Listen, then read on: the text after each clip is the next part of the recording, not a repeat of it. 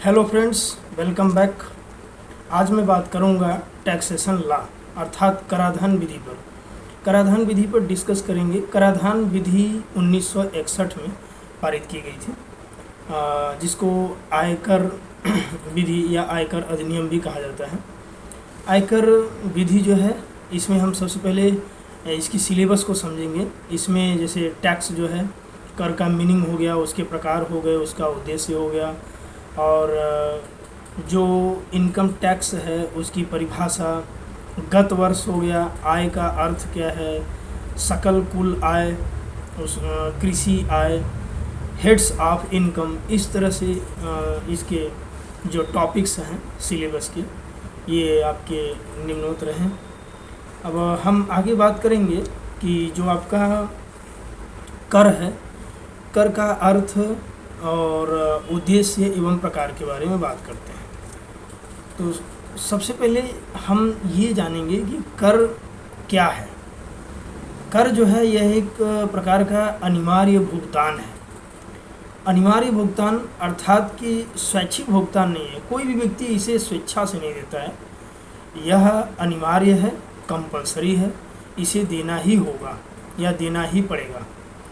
तो अलग अलग विद्वानों ने भी इस पर अलग अलग परिभाषा दिया हुआ है, अपने विचार प्रकट किए हैं।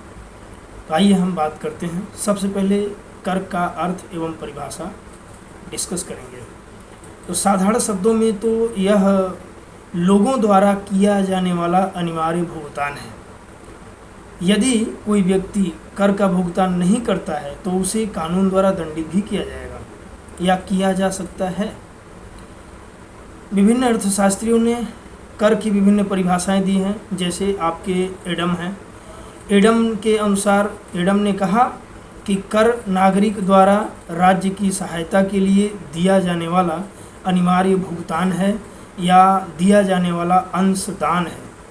ए tax is a contribution from citizens for the support of state. ये परिभाषा एडम के द्वारा दी गया। अगली परिभाषा जो है उन्होंने सॉलिगमैन है। सॉलिगमैन के अनुसार उन्होंने कहा कि कर किसी व्यक्ति द्वारा सरकार को किया जाने वाला वह अनिवार्य भुगतान है जो बिना किसी लाभ की अपेक्षा किए जन साधारण के हित के लिए किए जाने वाले व्यय को वहन करने के लिए किया जाता है। अगली परिभाषा वेस्टेबल ने दिया। वेस्टेबल के अनुसार कर किसी व्यक्ति या व्यक्ति के समूह द्वारा दिया जाने वाला धन का वह अनिवार्य अंशदान है जो कि सार्वजनिक शक्ति की सेवा के लिए प्रयोग किया जाता है।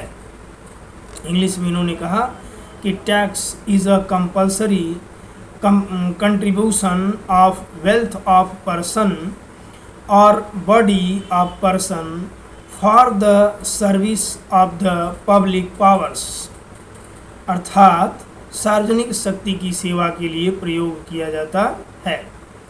डी मैर्को ने भी कर की परिभाषा देते हुए कहा कि कर नागरिकों के आय का वह भाग है जिसे राज्य अपने लिए साधनों की प्राप्ति के लिए लेता है जो कि सामान्य जन सेवाओं के उत्पादन के लिए आवश्यक है। अगले जो विद्वान हैं, जो अर्थशास्त्री हैं, उन्होंने भी कर की परिभाषा देते हुए लिखा कि कर, उनका नाम है फिंडले सिराज। फिंडले सिराज ने कहा कि कर सार्वजनिक प्राधिकरण को दिया गया अनिवार्य योगदान है जिससे सरकार के वह सामान्य व्यय पूरे होते हैं जो विशेष लोगों के या विशेष लाभों के प्रसंग के बिना जन कल्याण के लिए किए जाते हैं। तो ये आपके अलग अलग विद्वानों के द्वारा दिया गया कर की परिभाषा है। अगली एक और भी परिभाषा है जिसको डाल्टन के द्वारा दिया गया। डाल्टन के अनुसार कर की परिभाषा इस प्रकार दी जाती है कि कर सार्वजनिक प्राधिकरण द्वारा लगाया जाने वाला वह अनिवार्य अंशदान है जिसके बदले में करदाता को दी जाने वाली सेवाएं निश्चित नहीं होती तथा न ही इसे किसी वैधानिक अपराध के लिए लगाया जाता है। अंततः उपरोक्त वर्णित परिभाषाओं से यह स्पष्ट होता है कि कर जो है करदाताओं द्वारा दिया जाने वाला अनिवार्य भुगतान है, न कि स्वैच्छिक भुगतान। इसलिए यह कहना गलत नहीं होगा कि किसी भी व्यक्ति को दिया जाने वाला प्रत्येक भुगतान कर नहीं है।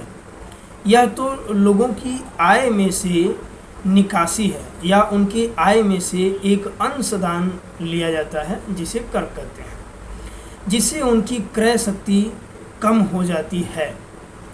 यह ध्यान दिया जाना चाहिए कि कर से उत्पादन पर रोक लग सकती है, परंतु सार्वजनिक व्यय से उत्पादन प्रक्रिया आगे बढ़ सकता है।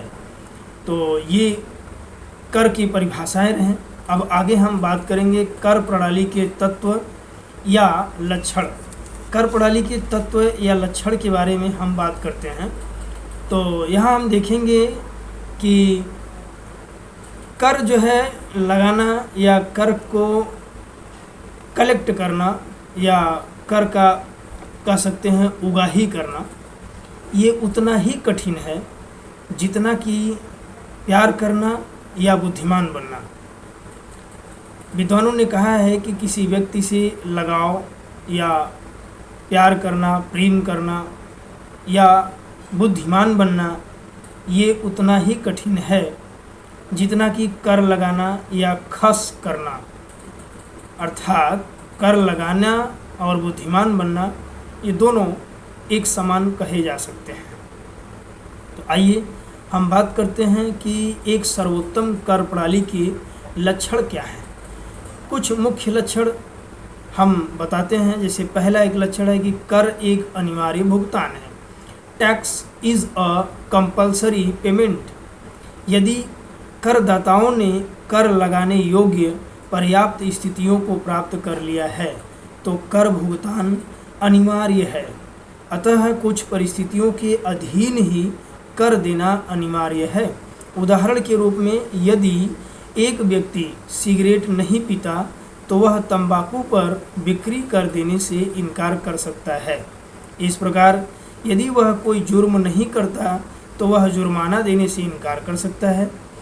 बुचलर महोदय ने कहा कि कर एक अनिवार्य योगदान है, यद्यपि यह स्वेच्छा से दिया जा सकता है। अगली कर प्रणाली के बारे में बात करेंगे। अगली कर प्रणाली जो है वो है त्याग का तत्व। वैध अनिवार्यता के अतिरिक्त कर भुगतान में त्याग का तत्व भी शामिल होता है। जो वस्तुएं हम खरीदते हैं उनका मूल्य देने के लिए हम वैधानिक रूप में बाध्य होते हैं, परंतु यह केवल व्यापारिक व्यवहार होता है। हम कीमत देते हैं क्योंकि हमें देनी होती है, परंतु करों के प्रकरण में कम से कम सैद्धांतिक रूप में त्याग की भावना होती है, क्योंकि करदाता सार्वजनिक हित में कर देता है। अगली प्रणाली जो है कर सरकार को दिया गया एक भुगतान है। Tax is a payment to the government. यदि लोगों द्वारा आपस में भुगतान करने होते हैं अथवा सरकार द्वारा लोगों को भुगतान करने होते हैं तो वह कर नहीं होते। इसका अर्थ है कि कर अधिकृत संस्थाओं द्वारा लगाए जाते हैं और ऐसी संस्थाओं के अधीन हम सरकार के अतिरिक्त अन्य किसी संस्था को नहीं ले सकते। यदि एक मंदिर का प्रबंध न्यास किसी विशेष वर्ग के लोगों के सभी परिवार के लिए प्रत्येक वर्ष एक विशेषीकृत राशि का भुगतान अनिवार्य कर देता है तो वह कर नहीं होगा। इसलिए कर केवल जनता द्वारा सरकार को किया जाना चाहिए या किया गया भुगतान है। कर लाभों के कीमत पर नहीं, अर्थात tax not at the cost of the benefit. कर लाभों की कीमत पर नहीं। कर सरकार द्वारा लोगों को दिए गए लाभों का मूल्य नहीं है। लाभ एवं कर एक दूसरे से स्वतंत्र हैं। करों का भुगतान निस्संदेह सामान्य लोगों को लाभ पहुंचाने के लिए या लाभ पहुंचाने के लक्ष्य से किया जाता है, परंतु इसका एकत्रीकरण दिए गए लाभों की लागत वसूलने के लिए नहीं किया जाता है। एक कर का सरकार द्वारा व्यक्ति को उपलब्ध करवाई गई सेवा से कोई संबंध नहीं है। डीमार्को के अनुसार कर वह मूल्य है जो प्रत्येक नागरिक राज्य को सामान्य जन सेवाओं जिनका उपभोग वह करेगा उसकी लागत के अपने भाग के रूप में करेगा। कर वैध स्वीकृति होनी चाहिए। इसकी जो अगली प्रणाली है, कर की अगली प्रणाली में है कि वैध स्वीकृति होनी चाहिए। जब सरकार कर लगाने का अधिनियम पारित कर दे तो उसके बाद ही कर लगाया जा सकता है। कर लगाना राज्य का अधिकार है। करों के पीछे वैध स्वीकृति होती है, उनका एकत्रीकरण भी वैध होता है तथा एक व्यक्ति जो कर देने में असफल रहता है उसे कानूनी दंड भी दिया जा सकता है, या जो व्यक्ति कर देने में असफल है या कर देने में व्यतिक्रम करता है उसके लिए दंड का भी प्रावधान किया गया है। कर की विभिन्न किस्में हैं। कर के जो है अलग अलग किस्म भी है, जो कि कर की अगली प्रणाली की बात कर रहा है। कर की अगली प्रणाली में बात कर रहा है कि कर के विभिन्न किस्म हैं, विभिन्न प्रकार हैं। तो पहला जो इसमें कई प्रकार हैं उसमें पहला प्रकार है आय कर, दूसरा है बिक्री कर, तीसरा है धन कर, अगला मनोरंजन कर, अगला है संपत्ति कर, उसके बाद जल कर, गृह कर आदि। प्राप्त लाभ स्पष्ट रूप में कर की वापसी नहीं है। The benefit received is not directly the return of tax. यद्यपि एक व्यक्ति उस कोष के व्यय से उत्पन्न होने वाले लाभों को प्राप्त कर सकता है जिसमें करों के रूप में उसका योगदान होता है, फिर भी सरकार इस बात की गारंटी नहीं देती है कि वह एक विशेष व्यक्ति को उसके द्वारा करों के रूप में किए गए भुगतान की वापसी या उसके अनुपात में लाभ उपलब्ध कराएगी। कर आय से दिए जाते हैं। Taxes are paid out of income. कर आय में से दिए जाते हैं, यद्यपि आय में से बचत भी कर सकते हैं। डाल्टन महोदय ने कहा कि आय और पूंजी पर निर्धारित करों में अंतर को प्रायः बिल्कुल अलग अंतर के साथ उलझाया जाता है, जो कि क्रमशः आय और पूंजी में से दिए गए करों में होता है, परंतु पूंजी पर निर्धारित कर आय में से दिया जा सकता है तथा इसके विपरीत एक व्यक्ति जिसे मृत्यु शुल्क देना है वह उसे आय में से दे सकता है। इस प्रकार व्यक्ति आय कर देने के लिए प्रतिभूतियां बेच सकता है अथवा बैंक से उधार लेकर दे सकता है, अतः इस भेद का कोई महत्व नहीं है। ये आपका कर का अर्थ, परिभाषा, उसके उद्देश्य और उसके प्रकार के बारे में एक छोटा सा वीडियो सेशन रहा। उम्मीद करते हैं यह आपके एग्ज़ाम में काफ़ी मदद देगा, आपके सहयोग आएगा। और अभी हम इसके नेक्स्ट टॉपिक पे नेक्स्ट वीडियो में डिस्कस करेंगे। तब तक के लिए थैंक यू सो मच।